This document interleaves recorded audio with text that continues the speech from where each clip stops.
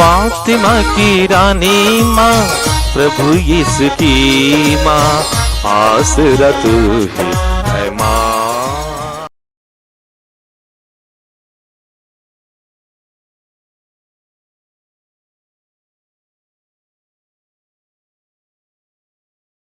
पहला पाठ प्रेरित चरित्र अध्याय 3 पद संख्याएं 11 से 26 तक।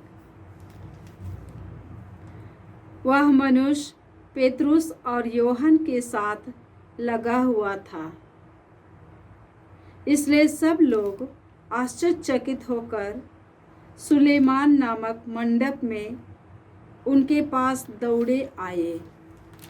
पेतरुस ने यह देखकर उनसे कहा, इस्राएली भाइयों, आप लोग क्यों इस पर आश्चर्य कर रहे हैं और हमारी ओर इस प्रकार ताक रहे हैं मानो हमने अपने सामर्थ्य अथवा सिद्धि से इस मनुष्य को चलने फिरने योग्य बना दिया।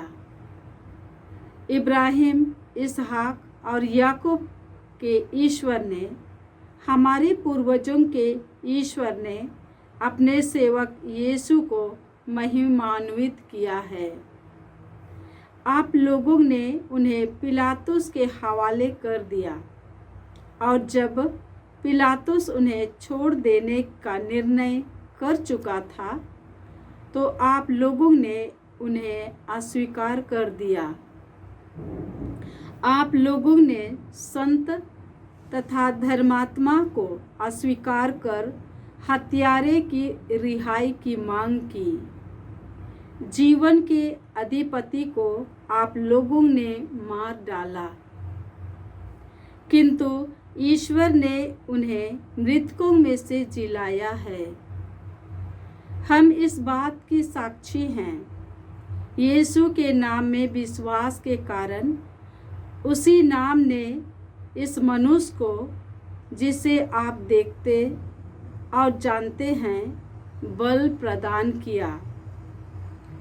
उसी विश्वास ने इससे आप सबों के सामने पूर्ण रूप से स्वस्थ कर दिया।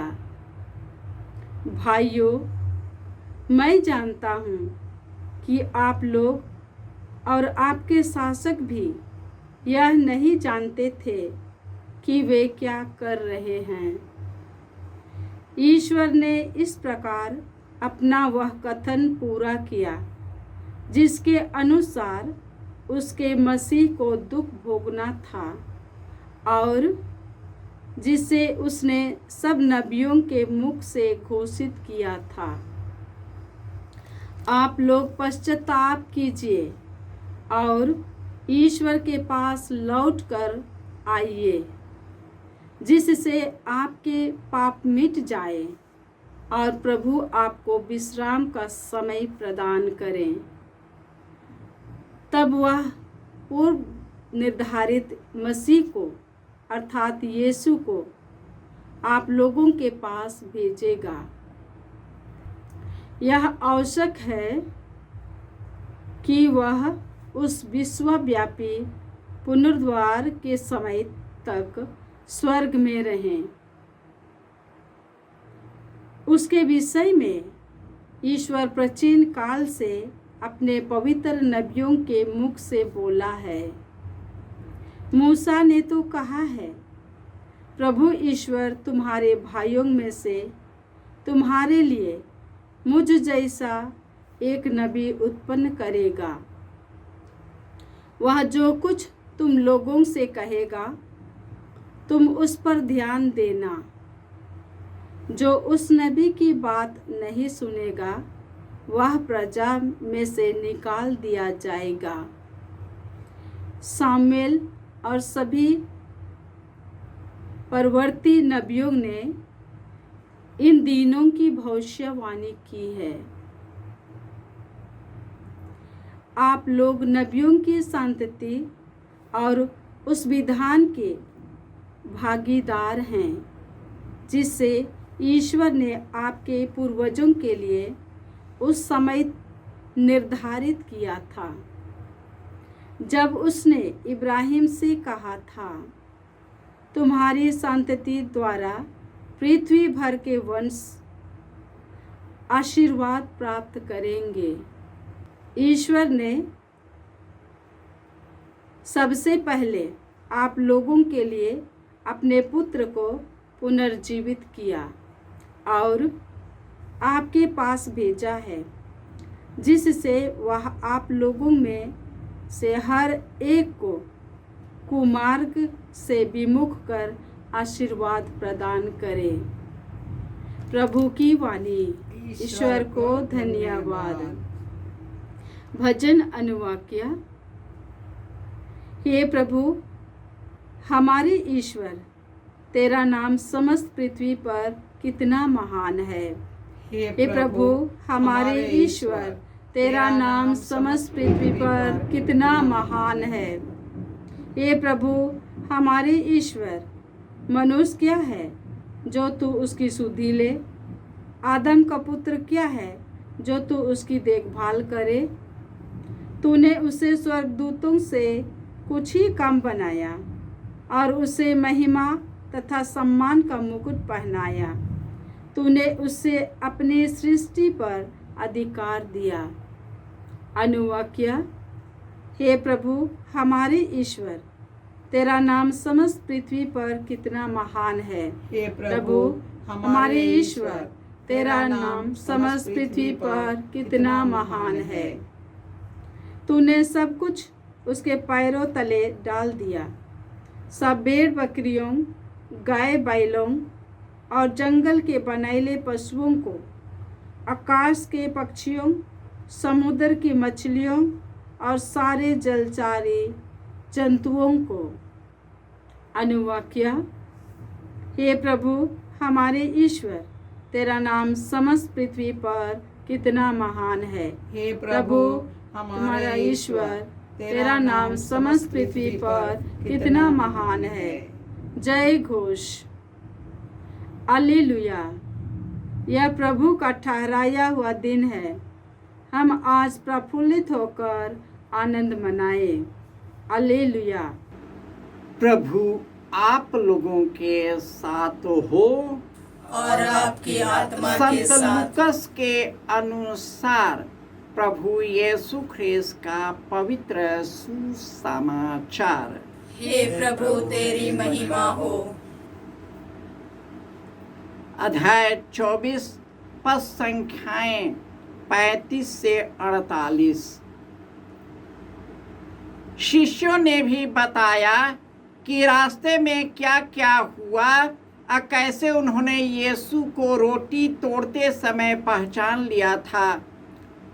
वे यह सब बात बता ही रहे थे कि यीशु उनके बीच आकर खड़े हो गए और उन्होंने उनसे कहा, तुम्हें शांति मिले। परंतु वे विस्मित और भयभीत होकर यह समझ रहे थे कि वे प्रेत देख रहे हैं। यीशु ने उनसे कहा, तुम लोग घबराते क्यों हो? तुम्हारे मन में संदेह क्यों होता है? मेरे हाथ और मेरे पैर देखो, मैं ही हूँ। मुझे स्पर्श करके देख लो। प्रेत के मेरे जैसा हाड़ मांस नहीं होता। उन्होंने यह कहकर उनको अपने हाथ और पैर दिखाए। इस पर भी जब शिष्यों को आनंद के मारे विश्वास नहीं हो रहा था तो और वे आश्चर्यचकित बने हुए थे, तो यीशु ने कहा, क्या यहाँ तुम्हारे पास खाने को कुछ है? उन्होंने यीशु को भुनी हुई मछली का टुकड़ा दिया और उन्होंने उसे लिया और उसके सामने खाया। यीशु ने उनसे कहा, मैंने तुम्हारे साथ रहते समय तुम लोगों से कहा था कि जो कुछ मूसा के संहिता में और नबियों और भजनों में मेरे विषय में लिखा है सब का पूरा हो जाना आवश्यक है। तब उन्होंने उनके मन का अंधकार दूर करते हुए उन्हें धर्म ग्रंथ का मर्म समझाया और उनसे कहा, ऐसा ही लिखा है कि मसीह दुख भोगेंगे, तीसरे दिन मृतकों में से जी उठेंगे। उसके नाम पर यरूशलेम से लेकर सभी राष्ट्रों को पाप क्षमा के लिए पश्चाताप का उपदेश दिया जाएगा। तुम इस बातों के साक्षी हो। देखो, मेरे पिता ने जिस वरदान की प्रतिज्ञा की है उसे मैं तुम्हारे पास भेजता हूँ। इसलिए तुम लोग शहर में तब तक बने रहोगे जब तक ऊपर की शक्ति से संपन्न न हो जाओ। यह प्रभु का सुसमाचार है। हे क्रिस्त तेरी स्तुति हो। ख्रिस्त में प्यारे भाइयों, जिन शासकों, अधिकारियों, प्रधान याजक, शास्त्री और फरीसी, इस दुनिया के धनवान लोगों के मुंह बंद कर दिया था, पिलातुस का मुंह बंद कर दिया था और तरह तरह का आरोप लगाकर उसे मरवा डाला था। उनको पता नहीं कि उसके बाद होने वाला क्या है। जिसका मुंह बंद कर दिया था, पवित्र आत्मा ने उन्हीं का मुंह खोल दिया। जो शिष्य डर के मारे भाग गए थे, ईश्वर ने अपने सहायक पवित्र आत्मा को भेज करके यीशु के सभी रहस्य को प्रकट कर दिया। और इस तरह पेतुस और अन्य शिष्यों ने इस तरह उनको जवाब दिया। इस्राएली भाइयों, आप आश्चर्य क्यों करते हो? इब्राहिम, इसहाक, याकूब के ईश्वर ने, हमारे पूर्वजों के ईश्वर ने हमारे सेवक यीशु को महिमान्वित किया। आप लोगों ने उसे पिलातुस के हवाले कर दिया। पिलातुस उसे छोड़ देने का निर्णय किया था, परंतु आप लोगों ने उसे अस्वीकार किया। आपने संत अधर्मात्मा को अस्वीकार किया और हत्यारे का मांग किया और जीवन के अधिपति को आप लोगों ने मार डाला है। किंतु ईश्वर ने मृतकों में से उन्हें जिलाया है। हम उनके साक्षी हैं, क्योंकि मैंने जो देखा है वही मैं कहता हूँ। इसलिए आप लोग पश्चाताप कीजिए, उनके पास लौट आए, आपका पाप मिट जाएगा। यह बात शिष्य जो यीशु के बारे में जानते नहीं थे, उनके साथ रहे थे, उनका रहस्य समझ नहीं पाए, लेकिन पवित्र आत्मा ने सब रहस्य को प्रकट किया। कितना अफवाह कह दे, जितना ही सच्चाई को छिपा ले, परंतु ईश्वर से कुछ भी छिप नहीं पाएगा। इस दुनिया में कई लोग इसी अधिपति के समान पूरे विश्व में, पूरे संसार में यह कार्य हो रहा है, इस कुकर्म को कर रहा है।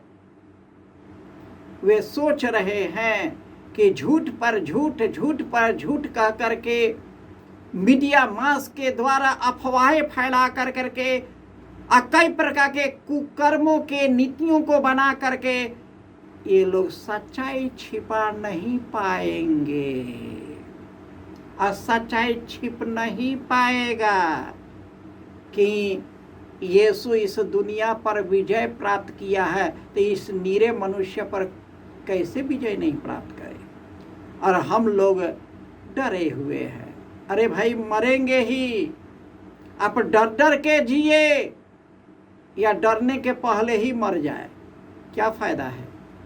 परंतु जब हम पुण्य करते हुए हम इस दुनिया को छोड़ते हैं, हमारा पुण्य ईश्वर से जोड़ देता है। यदि यीशु में हम मर भी जाएंगे तो यीशु के द्वारा जो जीवन शुरुआत होगा वह कभी मरने वाला नहीं है।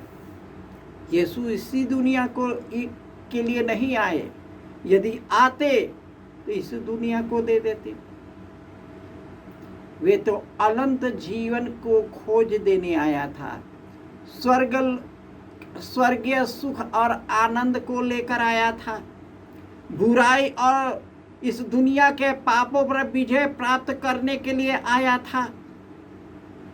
यह हमारा पास्का जो पर्व है, ईस्टर का पर्व है, इन पापों पर विजय प्राप्त करने का ही समय है, आनंद मनाने का समय है। दुख हो या सुख हो, ईश्वर में आनंद मनाना है कि यीशु ने इस दुनिया पर विजय प्राप्त किया है, मृत्यु पर विजय प्राप्त किया है, पाप और बुराई पर विजय प्राप्त किया है, और हम भी विजय प्राप्त कर लेंगे क्योंकि वही हमारे साथ है। जय यीशु।